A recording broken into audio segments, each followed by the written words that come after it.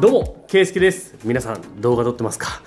こういうね、僕はこうカメラとかガジェットとか旅とかそういう発信をしてるわけなんですけども、こういう発信をしてると、ケイスケさん動画見てくださいと、意見くださいと言われることがすごく多いです。でもちろんね、それは Vlog だったりもするんですけども、企業さんの PV とか、あとはミュージックビデオとか、いろんなねジャンルのものが結構送られてくるんですよね。でもちろんめっちゃかっこいいなっていうものもあれば、うわこれもったいないな、カットはめっちゃかっこいいのになんでこうなんだろうみたいなのが結構いろいろありまして、今までこう見てきて、うわこれもったいないな、こうすればいいのにっていう共通点洗い出して、ちゃんと一個一個ダメな例動画作りました。なのでですね、今回はダサい動画の共通点5つご紹介していきたいと思います。ちゃんとね作例もたっぷり用意してるんで、ぜひ参考にして気をつけて直してみてください。それでは早速いってみましょう。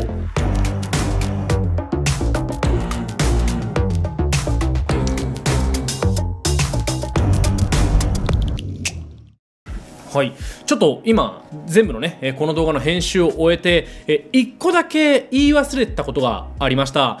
今回の動画では NG な例をねたくさんご紹介していくんですけども、その NG の例がどんな動画にも当てはまるわけではないです。どういうことかっていうと、今回の動画ではこういう間違いをしちゃうよね、こういうことやっちゃうよねっていう要はあるあるをご紹介しているんですけども、それが意図したものであれば僕は全然間違ってないと思います。というか動画って答えがないものなので、それ一個一個が絶対に間違ってるっていうのは言い切れないんですよね。なので今回ご紹介する NG 例に関しても、意図して動画に挟み込んでいるのであればそれは全然 NG ではないです。あくまで意図しないでたまたまやってしまったミスの時にこういうのがありがちだよっていうのでご紹介しているので、それを自分で使いこなせるように、意図して使えるように逆になってくれると嬉しいなと思います。ということで本編の方をどうぞ。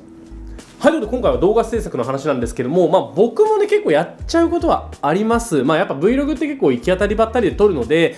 実際にできてここ微妙だったなっていうところもねもちろんあるんですけども、それはね思い出として消化させようかなと思ったりしつつ、なんですけども、実際のね撮影仕事の現場とかでは、やっぱりそういうね、ダメな例っていうのはちゃんと避けて撮影するようにしています。ということで、その例早速5つありますので見ていきましょう。まず1つ目、動画から見てみてください。どうぞ。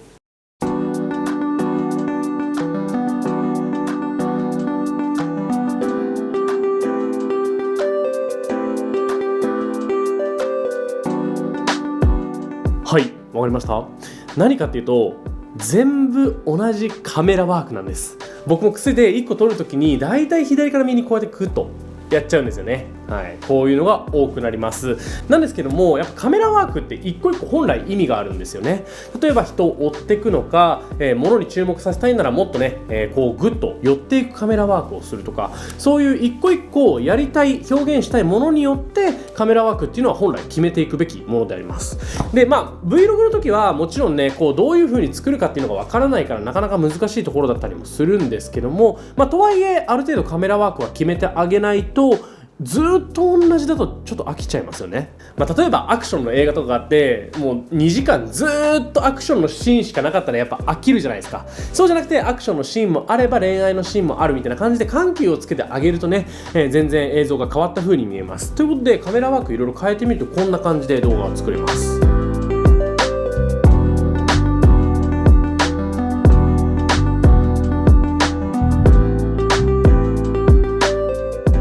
横に行くものもあればはたまた止めたりとか、そういう風にしてカメラワークというかですね、いろんな撮り方っていうのを試してみていただければと思います。ということでダサい動画の作り方1つ目、カメラワークが一緒でした。お次2つ目、こちらどうぞ。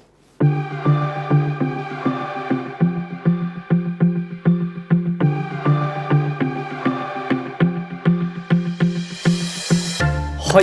い、いかがでしょうか？どういうことかっていうと、2つ目、ダサい動画のポイント2つ目は動画がつながってないことです。結構映像制作者とか、MV とかもそうなんですけども、ストーリー性のあるもの特にですね、よく言われるのが、これつながってるってこと結構言われます。要は前後のつながりっていうのがちゃんとあるかどうかですね。例えばなんだろうな、映像って極論どんなものでもありはありなので、別に前後がつながってなくても成り立ちはするんですけども、急に例えば浜辺のシーンあって、次のシーンで居酒屋行って、でその次のシーンで山のシーンみたいな感じだったら、何が起こったってなるじゃないですか。なんか全然その動画から何を汲み取ればいいのか分かんないみたいな。でそれが例えばですけども、そこで働いてる人に注目するとか、海でのライフセーバーさんのこう仕事の姿、居酒屋の仕事の姿、山登ってる人の姿みたいな感じで、それぞれの場所で頑張ってる人っていうので共通点があるとか、そういうのであれば映像がつながってくるんですけども、なんもない映像をパンパンパンと見せられてもどういうつながりがあるのか分からなくて、何を思えばいいんですかってなっちゃうんですよね。なのでつながりっていうのはめちゃくちゃ意識した方がいいと思います。でこの映像のつながりって結構難しいってよく言われるんですけども、簡単な方法で、いくつかねご紹介しとくと、やっぱ1個はね、アクションが同じシーンでいろんな角度から撮るっていうのが1個多いところですね。例えばこれとかもドローンのシーンから始めて、僕がね薪をくべるシーンっていうだけなんですけども、同じシーンで撮っていて、やっぱ行動っていうのが一貫してるので結構つながってるようなカットに見えます。とはいえ前後でそんな共通点ないよっていう場合は、例えばトランジションを使っちゃうとか、そういう風にしてつなげてあげるっていうのも一個の方法かなと思いますので、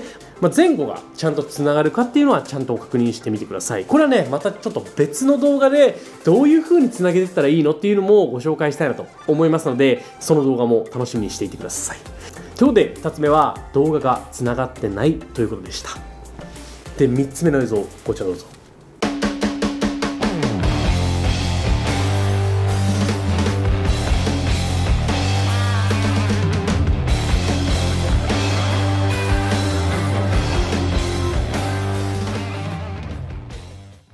はい、これ分かりやすいんじゃない？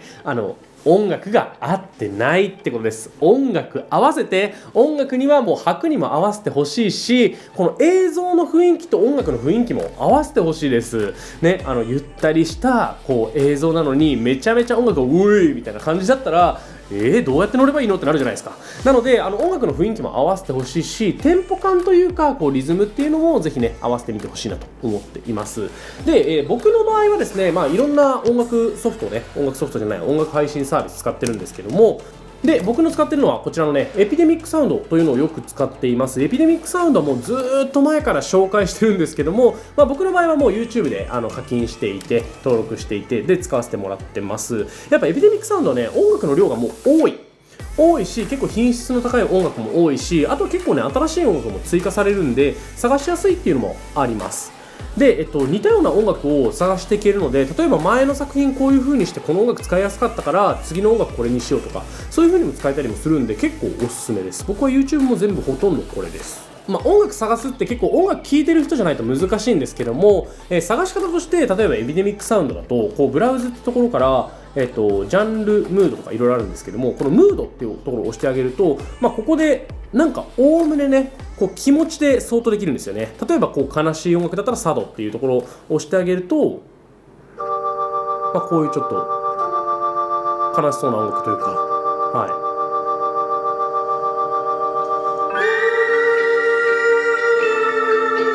みたいな感じで、作れたりします。例えばラーニングとかだったら結構こうテンポ感のいいものが出てきたりねしますね。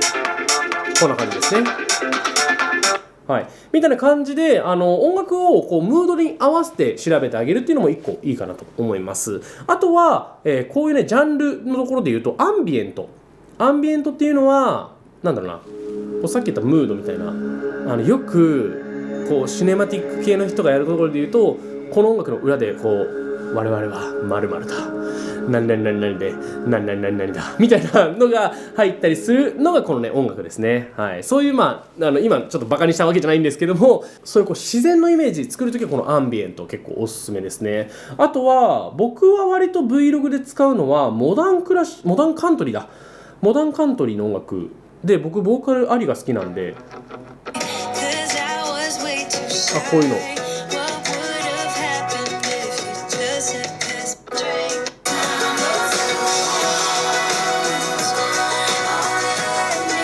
はい、こういう感じでサビがあったりします。こういうサビがある音楽もね、僕結構好きなんで、こうシネマティック Vlog とかには使うかもしれないですね。はい、そういう感じで、ジャンルいろんな音楽聴いてみて、このジャンル僕好きかもなっていうのを探してみて、でそれに似た音楽っていうのもね、エピデミックサウンドの場合は、このねダブルこう丸が2つ重なってるやつ、これを押すと似たような音楽を探してくれます。なのでさっきの音楽と似たような音楽がバーって出てきて、あなたに好きな音楽これですかっていうのをいろいろ出してくれたりするんで、一回決まったら音楽探しやすいと思いますので、ぜひ試してみてください。ということで、3つ目は音楽が全然合ってないでした。ケイスケの動画。次、4つ目、この動画どうぞ。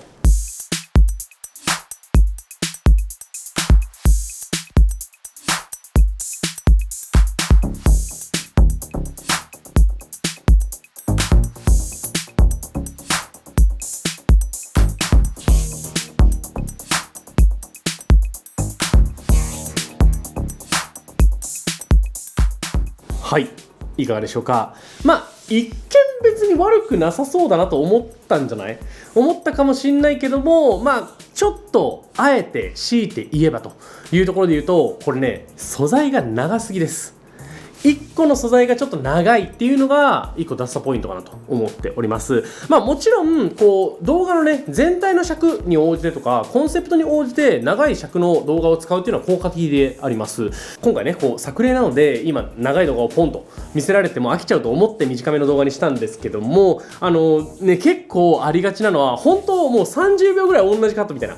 があったりします。それがこう動画ね5分ある動画の中でいろんなカットある中で急にポンと30秒長かったらなんかそこのカット意味があるのかなっていう風にはなったりするんですけども、ただなんか一個一個30秒のカットが例えばね2分の動画で30秒のカット4つしかありませんとかだったらどういう動画なんてなるじゃないですか。もちろんそれがインタビューだったらいいよ、インタビューとかじゃなくてイメージムービーで4つとかだったらなんってなっちゃったりもするので、そうではなくしっかりとねカットは切ってあげるっていうのは大事かなと思います。もちろんこれがわざとそういう手法ですだったらいいんですよ。なんですけども意図せずそういう風になっちゃうっていうのが結構あったりすると思うんで、そこはね気をつけてほしいなと思います。ということで4つ目は素材が長すぎるでした。ラスト1つちょっとこれ見てみてください。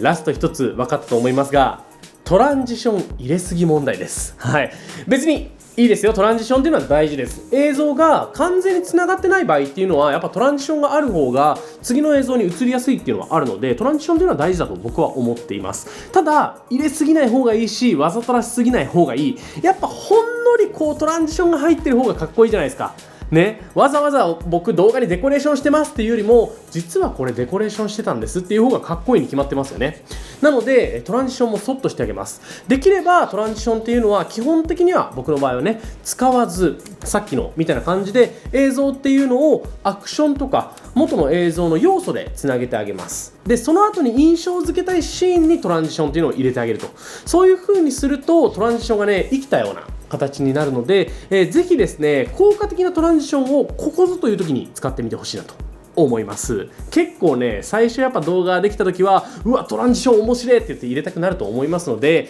それはねその時期はあって僕はいいと思うんですけども、とはいえやっぱ本格的な動画を作る時にはそれは抑えめにして自分の感情を抑えてちゃんとねしっかりとした動画作ってあげてください。ということで最後5つ目はトランジション使いすぎ問題でした。ケイスケの動画。はい、ということで5つご紹介してきましたがいかがでしょうか。自分の撮ってきた動画なんか当てはまってるものなかったですか。もちろんねこの要素1個に当てはまってたからその動画がダメかって言われるともちろんそんなことないです。例えばさっきから言ってる Vlog とかはもう自分の作りたいように作って自分たちがいいって思えばいいもんじゃないですか。あれなんで究極の記念動画だと思ってるんで、そういう動画が作れて自分たちで満足できるならそれは最高なんですよ。なんでそこに自信をなくしてほしくはないんですけども、とはいえもっともっと良くしたい、もっともっと自分たちもレベルアップしていきたいよと思った時にぜひですね今回のポイントを振り返ってもらって、確かに直してみたらかっこよくなるわというのをね、実感していただければ嬉しいなと思います。はい、ということでいかがでしたでしょうか。ぜひですね、僕も自分の戒めとして言ってるので、こういうのを気をつけて動画作っていこうと思いますので、ぜひみんなで頑張っていきましょう。ということで今回の動画この辺にしたいと思います。今回の動画いいと思ってくれた方は高評価ボタン、チャンネル登録もぜひよろしくお願いします。それではまた次の動画でお会いしましょう。バイバイ。